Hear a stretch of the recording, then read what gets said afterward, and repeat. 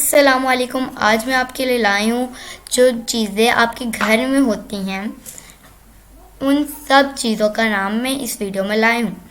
तो चलिए देखते हैं। बच्चों के लिए 50 अहम इंग्लिश अल्फाज।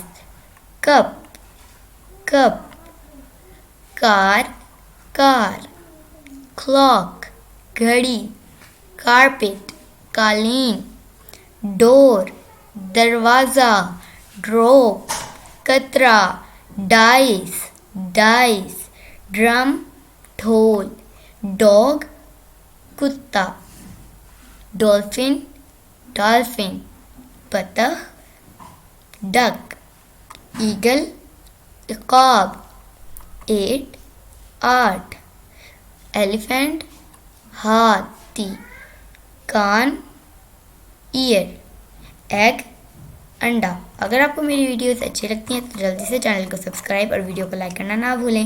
मिलती हूँ नेक्स्ट वीडियो में, तब तक के लिए अल्लाह हाफिज़।